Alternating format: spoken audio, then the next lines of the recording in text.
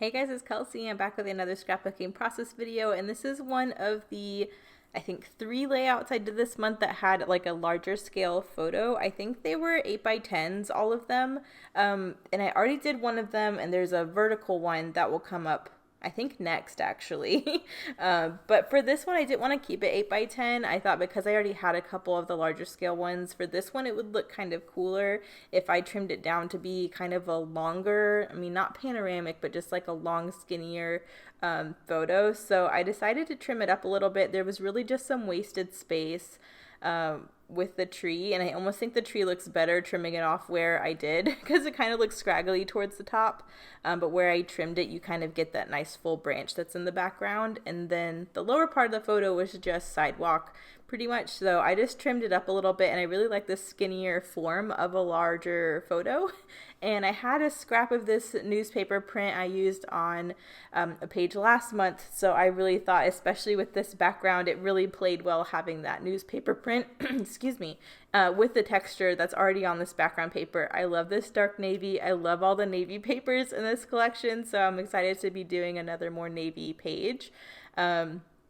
And I decided, because I'm trying kind of trimming down this large photo, I kind of want to keep embellishment or layering interesting but minimal. That's kind of my goal on this one. So I am trying to use up the bigger floral clusters that came in the ephemera pack. So I'm just trying to play around a little bit with that. I kind of have the larger cluster to the top there where there's more room, and the smaller floral cluster down to the bottom.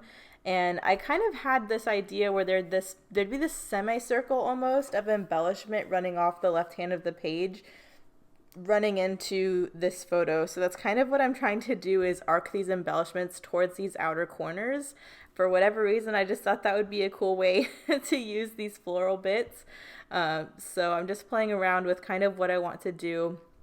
I'm adding some more blue flowers. I'm adding some more of those kind of peachy tan leafy sprigs. And I kind of really like how that looks. So I play around with that a little bit. I do definitely want some more layers behind the photo, but I don't really want to cut into more 12 by 12s from this collection. I've really been frugal with it this month, if you can't tell. So I'm really trying to use like a statement background from this collection and then pull in a lot of little layers from my stash or scraps. That way I'm not cutting into multiple of these beautiful collections. So this paper here, Marcus and I were actually Christmas shopping and stopped at, I think it was Michael's, and he was like, hey, if I pick out a paper for you, do you think you could like do a challenge and use it on the next page you do? And I was like, sure, go for it. And he pulled this one out, which I kind of think is perfect. It's a different kind of blue that's in this collection, but the navy background is so dark. I think having this brighter blue as a pop is kind of nice. And there's different kind of shades of blue in the flowers that range from really dark to really light blue. So I kind of feel like it catches that mid-tone blue and really frames this photo and makes it pop, because with the really dark background and then just the newsprint paper, it was kind of falling a little flat. So I really kind of like how this blue looks, even though it's not a blue I would have picked to use with this collection. I really like the print on it too, but it's more like of a nautical map theme with compass. So I think if I showed too much of it, it would kind of clash with the theme I was going with, but I think that color and the texture you do get from the pattern in little bits ended up looking really nice. So I really distressed the edges of it. I inked the newspaper print mat in black, and I'm really going to distress this one. I really want a lot of texture since I am doing more minimal layering. I want the layering I do have to look interesting, so I'm really tearing it up. I'm inking that in black as well, and then you can see it just needs kind of an extra layer to marry that blue with the products I'm already using. So I'm going in and inking everything in black, but I'm really kind of needing one more layer to introduce to kind of tone down this really bright blue. So I end up going back into my stash. I have some Happy Mail vellum. And so Karen had sent me a lot of like really beautiful, dark, rich, solid colored vellums, which is a really fun addition to my stash. I usually just have kind of more the plain vellum, or like plain vellum with like a black or a white print on it. So it's really nice having these solid, like colored vellums because I just don't usually have those on hand, and they've been really fun to pull in. So I had one sheet of black vellum, and I thought that would be a really cool thing to pull in. You see, I had this really bright purpley blue I was thinking about, but I'm like, yeah, that kind of takes it into a different direction. But this black vellum was like the perfect thing to tone down this bright blue. So I went ahead and did a mat in this black vellum as well. I'll also really distress that. I love the way distressed vellum looks, but that was like the perfect touch for this page to really give it the look I was going for. I just toned down the blue, but it added extra texture, and I just thought it was like the perfect thing. So I am distressing that with my Tim Holtz distress tool. I'm going to tear it up a little bit, and then I'll end up matting my photo with the newspaper print onto that, and then onto the blue. And then I'll pull in a couple scraps from this black vellum and the newspaper print to tuck in a couple more layers as we go. But I really think it kind of needed this extra main layer before I decided to glue everything down. But my ephemera clusters I'm pretty happy with. So once I kind of figure out this main paper layer area, I can go ahead and glue down my ephemera. And this background kind of already looks a little mixed media-ish with this kind of faded newsprint on it, but I'm going to add to that and kind of splatter some watered down white acrylic paint. And it's really funny because when I did it, I was like, oh my gosh, it just looks like it's part of the background paper, like it was meant to be. So I think that was a really cool technique to try with this collection. I might have to do it on another page too because I think it just went so nicely. But you'll kind of see, I just feel like I love these embellishment clusters, but because there's this one large photo and I'm not doing a ton outside of these two clusters, I want there to be a lot of interest concentrated in those two areas. So adding a little bit of subtle mixed media I thought was perfect. So I'm going to glue down this area, and then I panic because I realize that there's a whole chunk of that beautiful background, and these are double-sided pages, and the backside is a beautiful pattern as well. And so I was like, oh my gosh, I wasted so much of this collection, this paper, by gluing that down. So I peel back up the photo and I panic. I start tearing it a little bit, so I go a little bit slower, but I salvage and gut a huge chunk of this paper to have on a future page, and I'm really happy I did that because I think this paper in this collection is the darkest of the navies, and I really wanted to save it for contrast reasons to use on some of the other pages. So I'm glad I saved that chunk. And you can see the background is this beautiful newsprint feather print, and so I was like, I need to save that, if not even just to fussy cut those feathers on the back. So I'm just going to frame this or mat this really quick with a cheap piece of black paper just so I have some stability, and I will re-glue down that layer, and now I feel a lot better about continuing. I did not want to waste that much of this collection. And now I'm going to go in and re-piece down my ephemera clusters, but they pretty much go back where I had them. I do pop up like one blue flower in each cluster on some foam so that there is a little bit of dimension on either side. But I think I end up pulling these up again before I glue them down to do the mixed media, if I remember correctly, because I'm trying to space them out. And then I realize it's looking a little too plain. If there was a little bit of mixed media behind it, I think it would look better. So I decided to do that first. But I don't know how long it takes me to realize that. So yeah, I'm going to go and space it out again just to see. But I think I realized once I put this all down, I just felt like I couldn't glue it down yet. It just needed something else first. So yeah.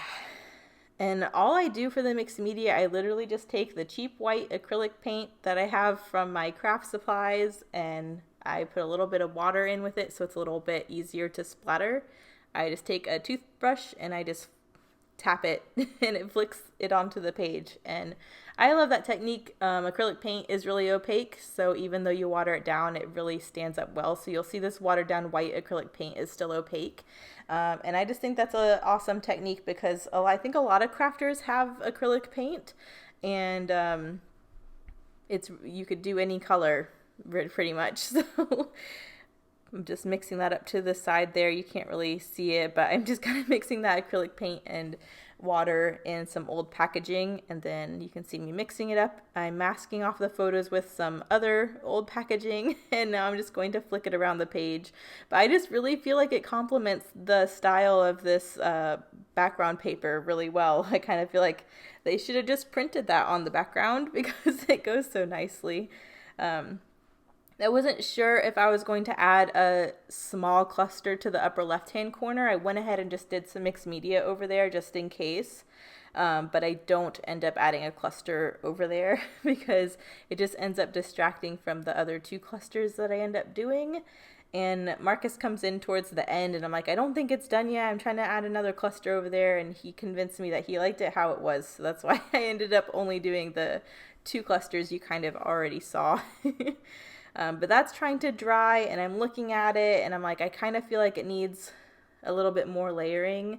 So I'm trying to keep that in the back of my mind. You can see I did fussy cut a compass from my challenge paper that Marcus gave me. I'm thinking if I do a cluster in the upper left-hand corner, that might be a nice kind of background piece for the cluster to pull that blue up there. But in the end, I think it distracts too much. I really like how this blue ends up looking as a matte, but I don't really want to add more of it onto the page because then I think it'll become distracting. So I'm trying to figure out what to do while I'm letting the paint dry.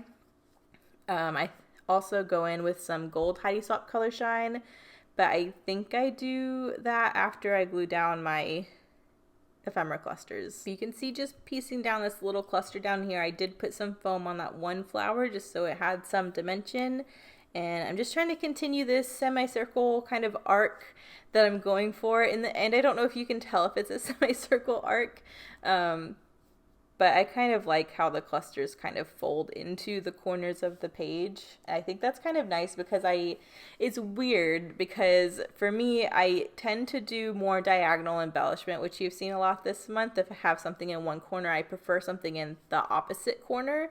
So it's kind of weird working this way where I'm instead having a column of embellishment running down one side of the page. But I think that'll give you some interest and some variety as you're looking through these pages in my book, just because I did the diagonal things a couple times prior to this page. So it'll be something kind of fresh, hopefully. But I'm just relayering it out and trying to put them pretty much back how I had them. I like how I had them spaced out, so I panicked for a moment thinking I forgot how I had them. But I end up liking how this goes down. And then I do end up going back in and adding a few more things to these clusters as I go. I decide, since butterflies are a running theme through this collection and all of these pages, that it might be nice to add some of the black and white butterflies. So I do decide to tuck a couple of those into these clusters. And I think it's kind of sweet because you don't find them right away. I think the color of them really play off the newspaper print that's in the layers. But I think it's kind of nice. They just look like these floral clusters. Then as you look, you kind of see these butterflies peeking through, which is really sweet. So I add kind of a forward-facing butterfly into the cluster at the bottom that kind of fills in this gap that was down there, and then I add a couple to the cluster at the top, and I just think those look really sweet, kind of peeking out of these flowers. So I like that addition. This layout was fun. It was very different for me, which is a little stressful because I'm just like, this is just more different than I work. I don't know if I'm going to end up liking it, but I kind of just rolled with it to see what ended up happening. But I just keep adding small things to these little clusters over here. So most of the page is very open and plain, but these two areas of embellishment, there's like a lot in them. If you just keep looking at them, I feel like you kind of find more things, and I think that's really fun. There are a couple word ephemera bits that came in the pack, and I'm really trying to use them this month. One of them says happy birthday. Obviously these are engagement photos, so it's not documenting a birthday, but I figured I'm never going to use this as a happy birthday sentiment, but I will use the word happy. So I decided to tuck that into the cluster at the top and just hide the birthday underneath the photo layers. And then there's one that says sunrise, and I was trying to figure out how I was going to use these because these photos were taken at like right before sunset, kind of as the sun was going down. So it was not sunrise, but I kind of decided to tie it into the story and my title in my journaling. I'm going to end up titling this page New Chapter, and my journaling right above my title is going to say, I can't wait to be married and start this. And then my title, New Chapter. So I'm using sunrise more as a symbolic versus a literal, we took these photos at sunrise because they were sunset. But I feel like it's a nice kind of symbolism that the sun is rising on this new chapter. So I decided to try and take it more in that direction. And that way I got one of these ephemera words in both clusters. And I really like that. And it makes me happy when I use products that I'm worried are just going to waste away in my stash forever. So I'm glad I got them used up. So now that I have that stuff down, you saw I went in and added some gold Heidi Swap Color Shine. And then once again, I pulled in Lisa's Liquid Pearls in the brass color. I really wanted to use those as accents on this page as well.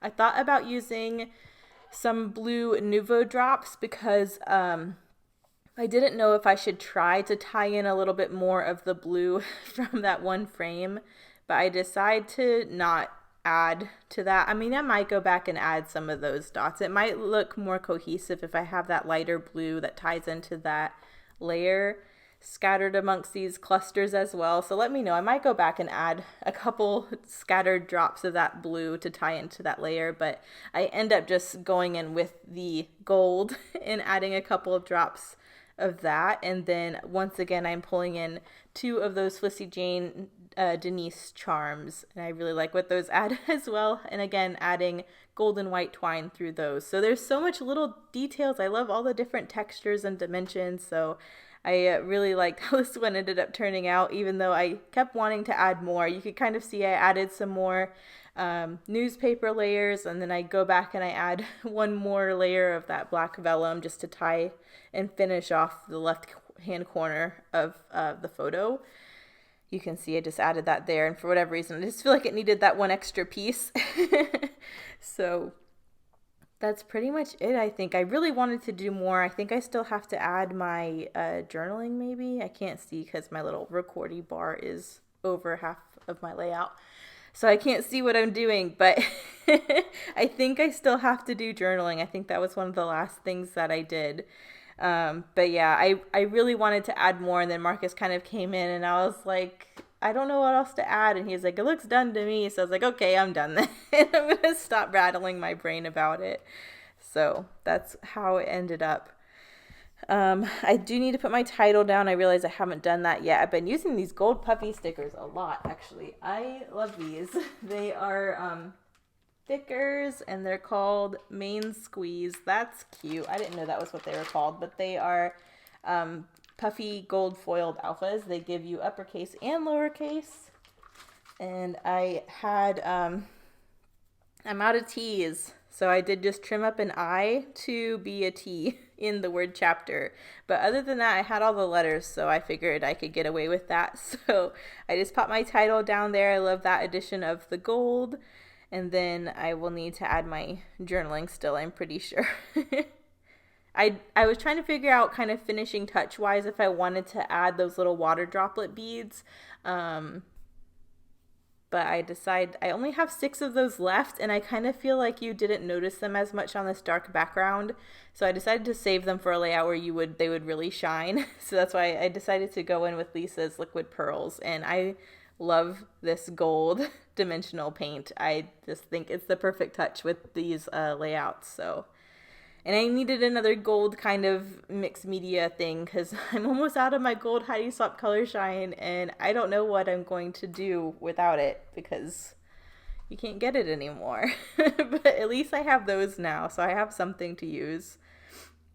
But yeah, I just added my little lines of journaling, and I really like that whole sunrise, I can't wait to be married and start this new chapter kind of theme. I think it's really sweet.